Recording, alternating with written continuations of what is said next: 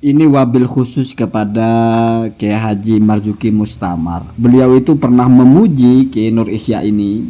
Artinya pernah mengiklankan kalau orang ini layak jadi rujukan, peneliti, pakar gitu dalam masalah nasab dan diikuti. Oke lah masalah itu silahkan. Tapi saya juga ingat Kiai Haji Marzuki Mustamar itu memperdengarkan rekaman suaranya Habib Lutfi lalu mengkritik. Kira-kira ini masuk kepada hal yang harus dikritik atau tidak? Bagaimana begitu entengnya ada seorang kiai pujaan lagi di kelompoknya mereka, mengatakan kalau Nabi Isa dan Nabi Adam itu proses penciptaannya sama berdasarkan firman Allah, inna mathala Isa indallahi kamathali Adam. Kalau hanya mengatakan sama itu masih boleh, tapi kesamaannya di mana? Misalnya sama-sama tidak punya bapak, oke. Nabi Adam tidak punya bapak.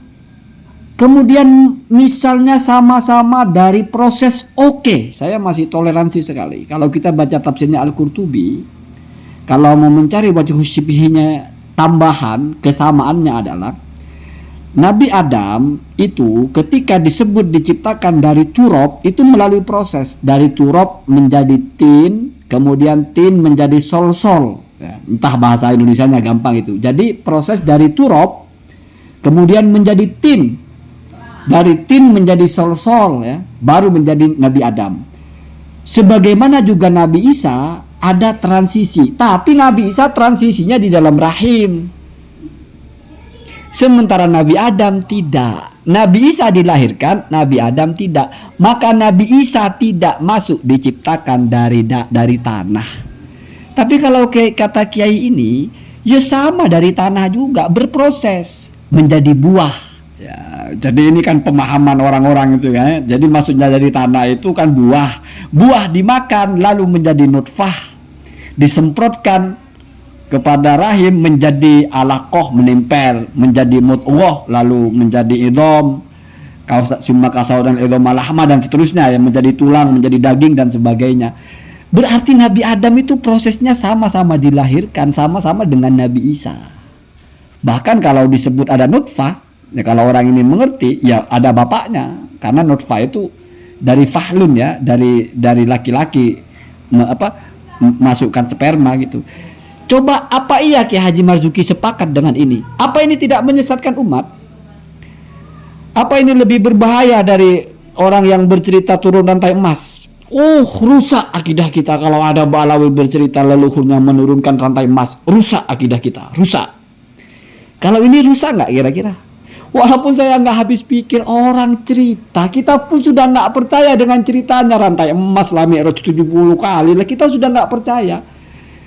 Terus kita masih maki-maki itu merusak akidah. Yang begini, kira-kira ini nggak ke akidah dulu deh. Ini kan merusak keilmuan.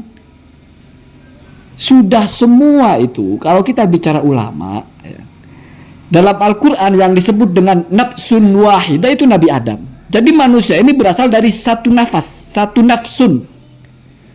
Kemudian khalaqa minha zaujaha, hanya kembali ke nafsun ya Adam, tapi secara lafaz kan muannas, nafsun itu. Jadi Sayyidina Hawa diciptakan dari Sayyidina Nabi Adam. Jadi nggak ada cerita Nabi Adam itu berproses, Pak. Dari misalnya dari embrio dulu terus jadi manusia, ditiupkan ruh, lahir. Nggak gitu kalau Nabi Adam. Ya. Saya menunggu sekali ada kelompoknya Kiai Imad ya yang mengkritik ini. Kalau tidak mengkritik apa mereka juga sepakat? Jangan diam-diam baik. Ada apa? Giliran satu kelompok kok enteng-enteng aja. Ada apa? Giliran orang lain aja diunyeng-unyeng.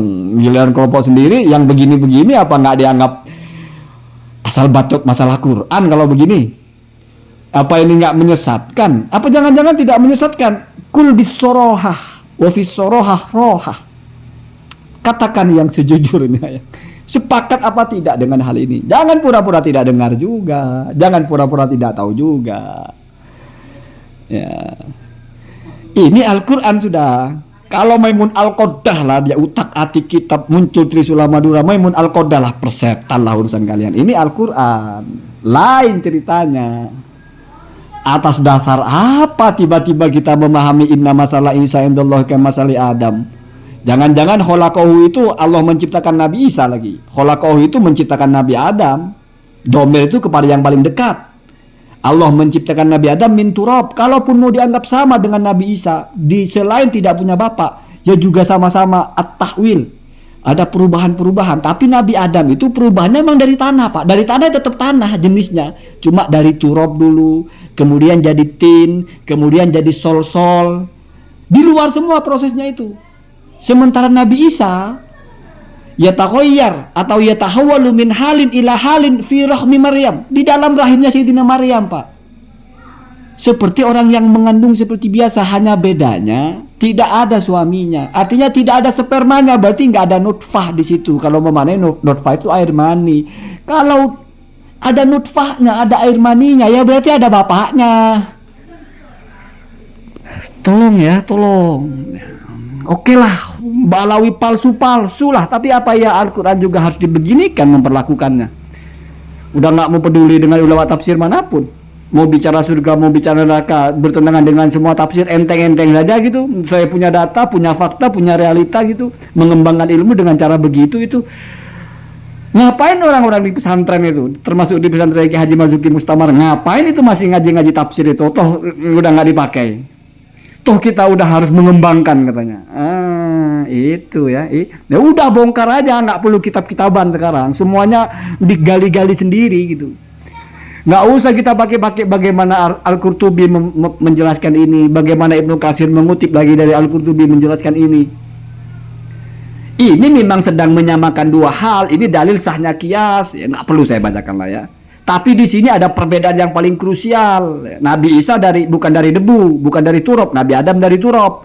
Kalaupun mau dianggap sama prosesnya, Nabi Adam berubah dari turab ke tin ke sosol. Nabi Isa enggak.